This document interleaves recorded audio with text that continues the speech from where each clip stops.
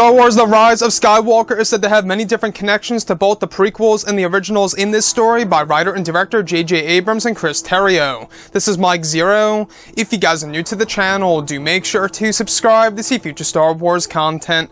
Now, one great thing about Episode 9 is that we do know that this movie is going to have a lot of different connections, not just to the prequels and the originals, but also other forms of canon material that falls under Disney. We're talking about books, novels, comics, you name it.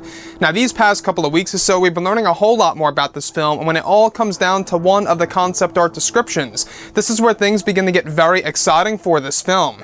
Now, specifically, it's described that one of the sequences that were filmed during the month of January over at Pinewood included Daisy Ridley inside of the Lost City, where it's described that she was inside the Land of Warriors, a place full of ancient Jedi statues and ruins. It said that one of the sequences involves Rey hearing the Force Ghost voice of Anakin Skywalker, calling to her from the distance in a faint way, where it said that J.J. Abrams plans to bring in Hayden Christensen during the month of June for voiceover work during the sequence as they go through post-production, and that also a part of the scene is planned to be reshot, where it would include the apparition of Anakin Skywalker inside one of the Jedi ruins.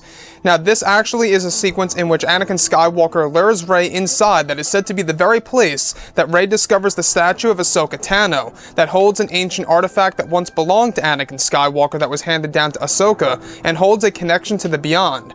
The scene that is set to be reshot has plans for Hayden Christensen to return as the light side version of Anakin's Force Ghost for a brief sequence in the Lost City, guiding Rey inside of the ancient structure. The scenery for the sequence, including Anakin's voice and his Force Ghost, is described to be very dark, with dim lighting techniques added to it all.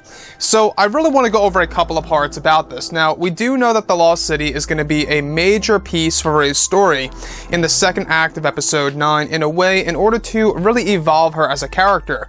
However, when it all comes down to Anakin Skywalker, what's really great about this character is that if you really look at the Star Wars franchise, it really is all about Darth Vader. I think a lot of you guys would agree that Darth Vader really is the true face of the Star Wars franchise, and so is Anakin Skywalker. So to really honor that character in a sense where he's helping out Rey in the Lost City, where you hear the distant voices of that character, especially as visuals of Hayden Christensen as the Force Ghost of Anakin, that's one of the big plans during the reshoots coming this June for this specific sequence in the Lost City. So the thing that I like about Episode 9 so far is that they're really embracing all the different, elements of Jedi and Sith lore, and exactly how that's going to be implemented into this film, and how it's going to be used in a way in order to move the characters like Kylo Ren and Rey forward in this story. So the one piece that I do want to go over is how this is all starting where she heads into the Land of Warriors. In case you guys are unaware, the Land of Warriors is a location within the Lost City that we've been hearing about, which is a place full of ancient Jedi statues and relics, and even structures in the background such as the Jedi ruins. And this is exactly where Rey actually begins to hear the Force Ghost voices of Anakin Skywalker, where one of the big plans is to get Hayden Christensen to provide voiceover work for this specific sequence come this June of 2019, of course during reshoots. Now, the thing that I like about Episode 9 when it comes to the Lost City is that the Lost City seems like it's going to be a type of world, or a type of location on a certain world, I should say, that we have never seen before in a Star Wars movie to date. Sure, we got little glimpses of this in the art book of The Force Awakens and The Last Jedi that never made it to the final cut of the movie, and that J.J. Abrams really wants to bring in a lot of his original ideas from The Force Awakens into Episode 9. So that's one way to look at it. The other thing is that this is also going to be used in a way in order to tie it into the new Star Wars trilogy in some way, shape, or form. As you all know, the new trilogy is going to be based, by the creators of Game of Thrones, David Benioff and D.B. Weiss. They're working on the 3 new Star Wars movies in the near future, and that Episode 9 is going to have a loose connection to it all. So it really does bring up the question as to why Rey is actually hearing the Force Ghost voices of Anakin Skywalker in the distance. And honestly, guys, I think that getting Hayden Christensen to do the voiceover work for Anakin just feels right. It makes a lot of sense why they have this planned out, and why they actually plan to make the Lost City a very emotional mission for the character of Rey, as she will be going through a lot of, different parts of her past, where she goes through the Crystal Cave, which is the entrance to the Lost City, as well as other aspects in the film.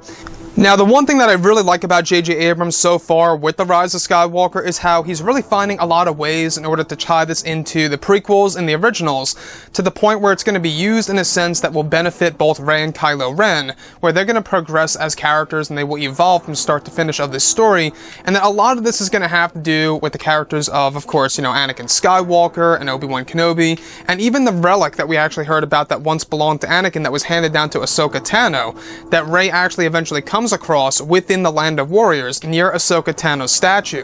So you can see all the connections that they're trying to really put together in Episode 9 in order to truly fulfill the Skywalker saga and make it a true ending to the entire trilogy. Anyways guys, drop a comment below, let me know what you think about all of this in the comments, and if you guys did enjoy the content for today, do make sure to drop a thumbs up on this video to support the channel. I thank you all so very much for the kind support, and I'll catch you guys next time.